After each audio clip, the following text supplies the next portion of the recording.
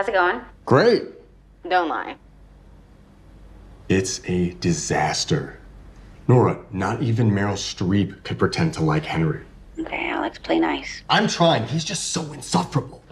When the cast and crew of Red, White, and Royal Blue set out to make the movie, they knew they were crafting a modern-day fairy tale. But even though the story leans into fantasy, the creators were determined to make everything feel believable. So while the romance between a British prince and the first son of the United States might sound like a dream, the filmmakers made sure the emotional stakes were grounded in reality.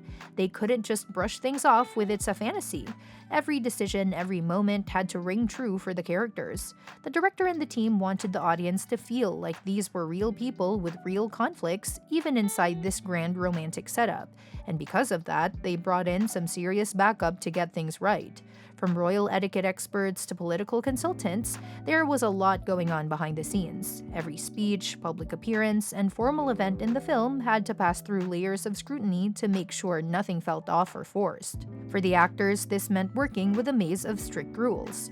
Their filming locations had regulations, the protocol around royal behavior had to be respected, and historical accuracy wasn't just suggested, it was expected. This level of detail could have been overwhelming, but it's actually part of what made the film feel so immersive. Take Nicholas Galitzine, for instance. He played Prince Henry and really took his role seriously. To make sure his portrayal was on point, he did deep research into the lives of British royals. He wasn't just trying to act like a prince, he wanted to embody the kind of emotional weight someone in Henry's shoes might carry. And it's no surprise, considering Henry's story clearly echoes real-life figures like Prince Harry and Prince William. Henry struggled to choose between his duty to the crown and his love for Alex mirrors the inner conflict we've seen with the actual British royal family.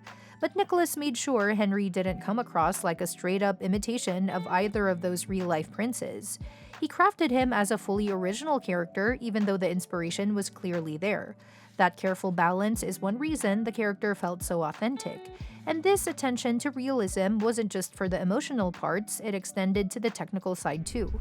For example, there's a scene set in the Victoria and Albert Museum that looks absolutely magical on screen. But making that scene happen was anything but easy.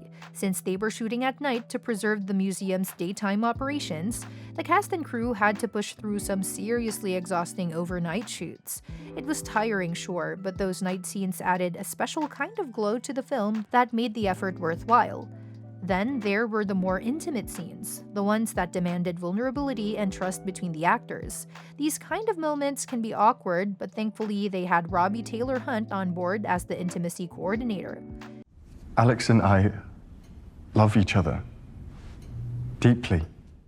He helped choreograph those scenes carefully, making sure everyone was comfortable and on the same page. Because of that effort, those moments ended up feeling both natural and respectful. Humor also played a huge role in keeping things light when needed, especially when tensions could run high. Speaking of humor, the chemistry between Nicholas and Taylor Zakhar Perez, who plays Alex, wasn't just a happy accident. It came from genuine friendship off-screen. Their playful banter and closeness made their on-screen romance that much more believable. It's that kind of dynamic that brings characters to life and helps audiences connect with the story. And then, of course, there's that cake scene. You know, the one when Alex and Henry end up crashing into a giant wedding cake? I don't know what more you want me to say, and I don't appreciate you barging in here in the middle of the night. Oh, I'm sorry, I can't turn my feelings off as easily as you. Do you honestly think this is easy for me? It's one of the most unforgettable moments in the film, and as chaotic as it looks on screen, filming it was even wilder.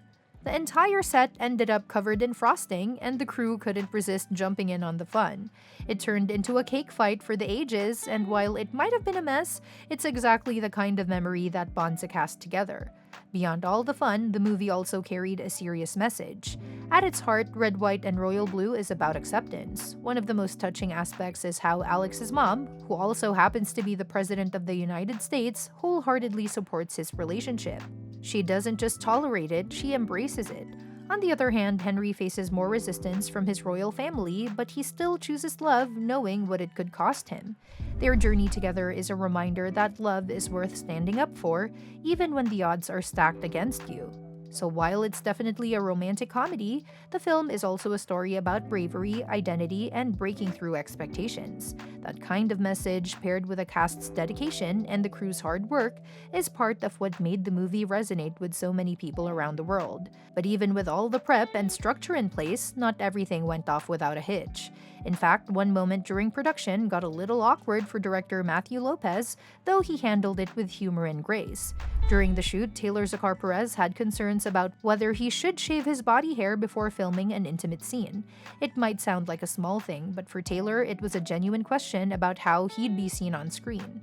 Rather than brushing it off, Lopez took the concern seriously. He even brought in his hair and makeup artist to be present just to make sure there was nothing inappropriate about the conversation. As Lopez put it, he didn't want his career to end before it even properly began. Once Taylor revealed the concern was about his backside, Lopez reassured him right then and there. He told him that his natural body was not just acceptable but beautiful, and that there was no need to change anything. Moments like that show how much care went into making the film, not just for the story, but for the people involved in telling it. Lopez didn't just guide the film creatively, he made sure his actors felt safe and supported. That kind of leadership goes a long way, especially on a project like this. And honestly, it's no surprise Lopez pulled it off. Before stepping into the world of film, he was already making a name for himself in theater. Back in 2006, his play The Whipping Man debuted off-Broadway and earned serious praise for its emotional depth. Since then, he's written several successful plays like Somewhere, The Legend of Georgia McBride, and Reverbation. But the one that really skyrocketed his career was The Inheritance in 2018. It premiered in London and went on to win a bunch of awards, eventually being recognized as one of the most celebrated plays in recent years. So even though Red, White, and Royal Blue was his first feature film, Lopez came into the project with years of storytelling experience behind him. His work in theater gave him a strong foundation, especially when it came to balancing humor and heart. In the end, the film turned out to be more than anyone expected. It wasn't just a love story, it was a reflection of courage, growth, and choosing happiness in the face of pressure. And the cast, they didn't just follow a script, they brought their characters to life with care, thought, and a bunch of hard work behind the scenes. I was 4 years old when I realized that everyone in my country knew my name, but I would never know theirs. Every tiny detail, from royal protocol to emotional nuance, helped shape Red, White, and Royal Blue into a film that's not only entertaining but also meaningful. Whether it was staying up all night to shoot museum scenes, navigating tricky conversations about body image, or diving face first into a cake fight, the cast and crew gave it their all. And that's what makes the movie so special. It's the result of people who believed in the story, in each other, and in love that's worth fighting for. And that's that for today's video.